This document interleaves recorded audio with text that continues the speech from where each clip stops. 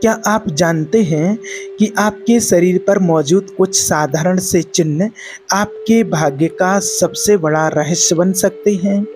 हमारे प्राचीन शास्त्रों में ऐसे ही स्त्रियों के दिव्य लक्षणों का वर्णन है जो उन्हें साक्षात लक्ष्मी का स्वरूप बनाते हैं। ऐसी स्त्री जिस घर में प्रवेश करती है वहाँ की किस्मत करवट ले लेती है।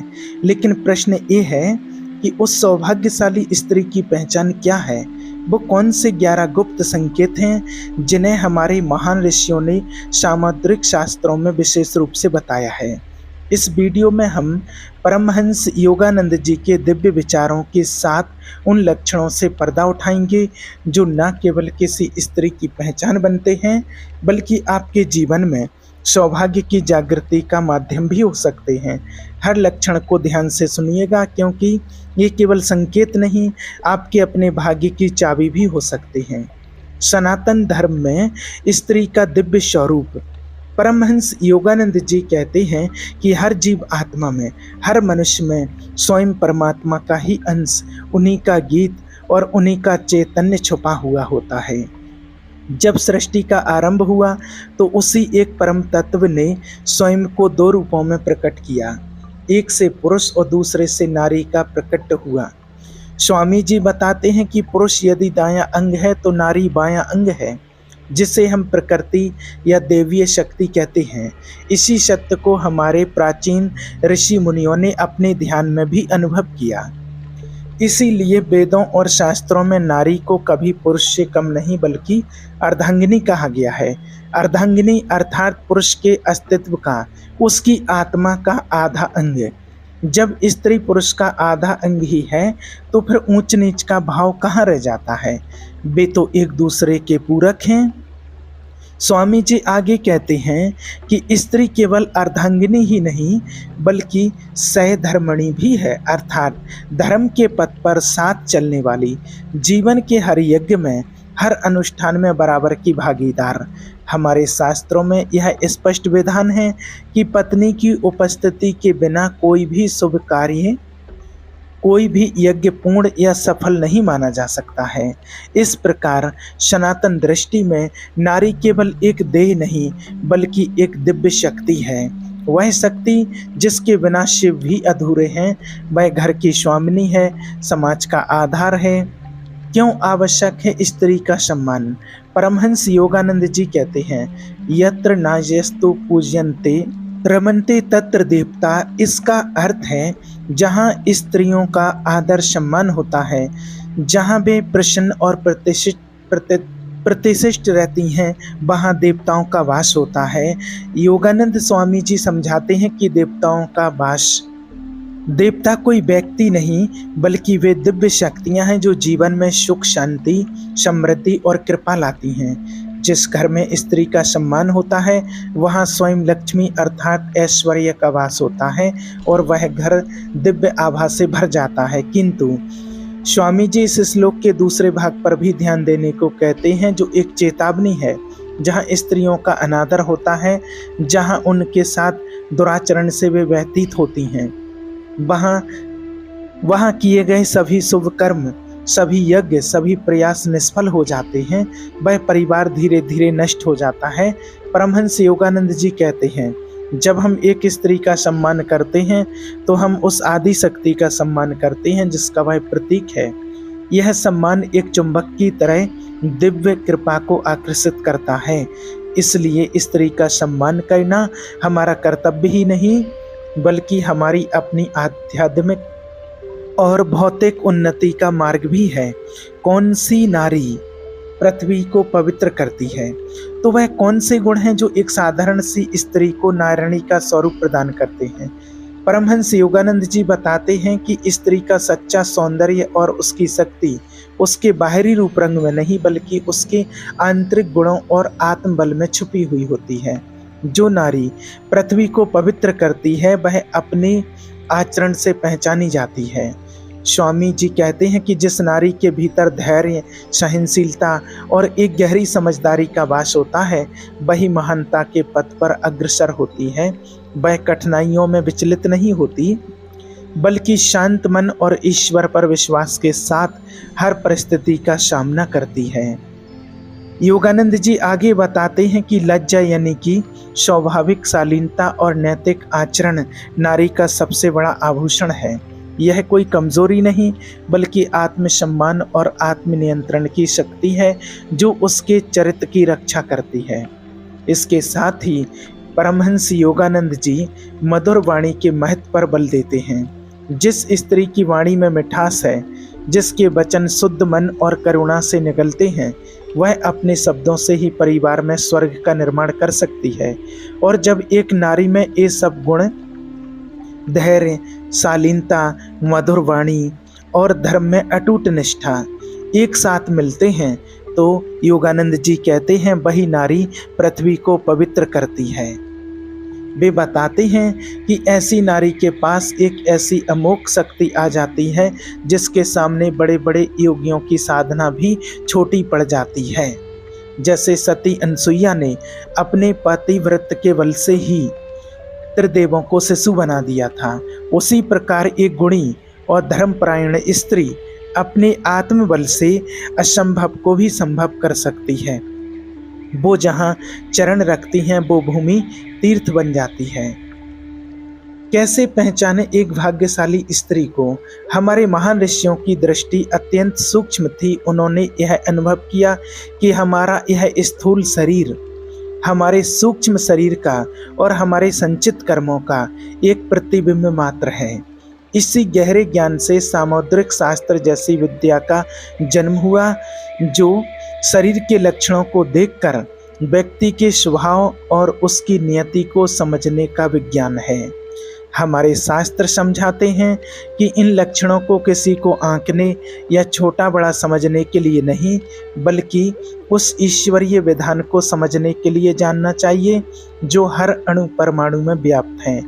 ये संकेत उस सौभाग्य को इंगित करते हैं जो स्त्री अपने साथ लेकर के आती हैं और जो उसके संपर्क में आने वालों के जीवन को भी प्रकाशित करता है। आइए अब जानते हैं सामुद्रिक शास्त्र में बताए गए सौभाग्यशाली स्त्री के उन 11 लक्षणों के बारे में जो अति शुभ माने गए हैं। पहला लक्षण, मुखमंडल की दिव्य आभा। सामुद्रिक शास्त्र के अनुसार मुखमंडल व्यक्ति के भाग्य का दर्पण होता है। जिस कन्या का माथा चौड़ा और समतल हो और सिंदूर लगाने का स्थान हल्का सा उठा हुआ हो वह अत्यंत सौभाग्यशाली होती है। ऐसा ललाट उसके पति की दीर्घ आयु का और उस घर में धन्य धान्य की प्रचुरता का प्रतीक है। दूसरा लक्षण, करुणा बरसाते नेत्र। सामुद्रिक शास्त्र के अनुसार जिन स्त्रियों की आंखें बड़ी हिरणी के समान होती हैं, जिनके नेत्रों का श्वेत भाग गाय के दूध की तरह निर्मल होता है और पुतलियां गहरी और काली होती हैं, वे अपने जीवन में अपार सुख और सम्मान प्राप्त करती हैं। ऐसी आंखों से करुणा और स्नेह बरसता है जो पूरे परिवार को एक सूत्र में बांधे रखता है।